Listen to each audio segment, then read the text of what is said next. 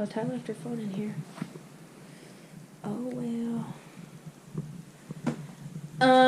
Okay. I did evangelism. We gave out free Bibles, although I wasn't at the table to give out the Bibles. I walked around with a man named Tony. That's short. Tonino. But he goes by Tony. He speaks very little English. Only spoke French, which was really good for me because I got to practice a lot of French. And we talked to several people. Nobody took a Bible, but we talked to several people. The 2 people let us pray for them. One of them was already a Christian, and the other one was not. Never heard of the gospel before, which was very cool. He got to explain the gospel in French. I understood some of what he was, or like the basic words of what he was saying, and like the context clues helped me understand like what he's going for. But it was really helpful to like hear French at like a normal pace or normal speed. And I got to talk to him. I got to speak to a girl in English who was like an art student, and yeah, you could tell that she has some sort of like church hurt, sort of. Or not church hurt, but just not a very good impression of Christianity. And I got to just like explain. I shared my testimony a little bit, then he shared his testimony a little bit, and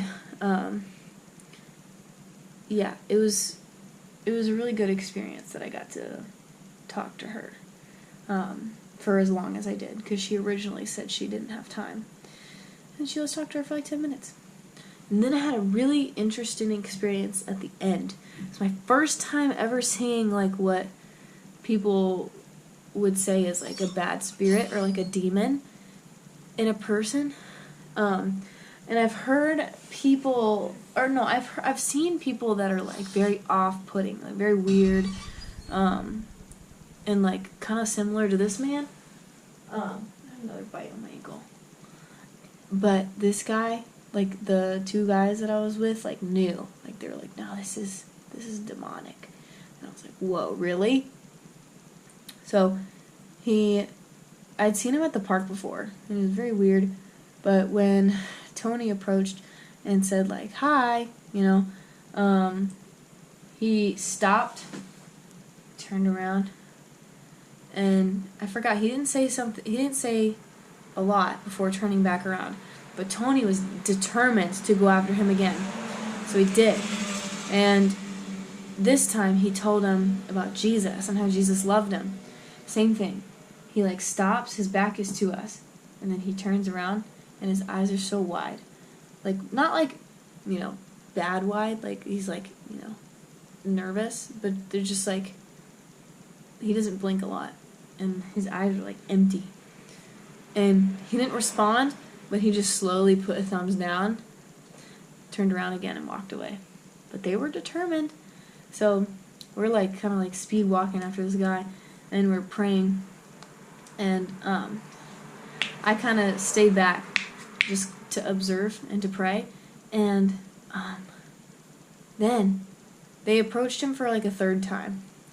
And I didn't hear anything that was going on because I was kind of distant. But the guy ended up walking away. And we continued to pray as we watched this guy walk down the sidewalk. And he gets pretty far, but he's still in eye shot. And as they're praying, like as we're all praying, I actually stopped praying because I was listening to them and I was also watching this guy. He stops again and he turns around and he looks back. And then turned around again and kept walking away. It was so interesting. Like, I wasn't really scared. I wasn't nervous or scared. I was just, like, kind of, like, shocked. I don't want to say amazed. Amazed isn't the right word. But, like, it's like, wow, I've heard all these stories about this, but I've never actually really seen it. And then I saw it. And I was like, wow. Like, that's so interesting and so weird. But we had to leave, and they ended up seeing him, like, at the park again. So they left, and I assume they went to go talk to him. So, hoping he gets healed at some point. But everybody else had really good conversations too. And some Bibles were given away, some in Arabic as well, to some kids. And tomorrow we're going to do more evangelism. Oh, it's so exciting. Courtney, do you have anything to add?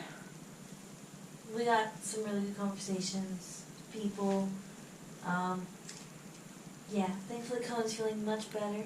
Yeah. He was back at evangelism, which he loves to do. We talked to this lady named Federica from Italy, and she was very open and very, she had lots of questions about what we're doing and why we're so sure that we have the truth and that Jesus is the best thing for everybody. And yeah, she was very open and she was very touched at the end and glad to have the conversation and see how we just pray that God meets her again, reveals himself to her more. Yeah. Had a good evening. Yes. I think Marseille is more, what's the word? I was going to say evangelizable. They're more talkative. At night. Because the nightlife at night. is... Okay. The nightlife is like, jumping. There's, kids like kind of our age, like playing like, football or drawing or like with their friends, like on the benches out there and stuff. But then there's also just people that kind of like are walking through, like couples or just like, singles, just walking through. And yeah, it's a really good spot to catch people. Yeah. I don't encourage like drinking, but sometimes when people are tipsy, like they are okay to talk about things that like, maybe they're not interested in when they're sober. Like, so, yeah. We're going to go again in the afternoon, but I hope we get to go out towards evening time again soon. Because that's really good. But it's not night time. So, I'm going to go to bed. GoPro, stop recording.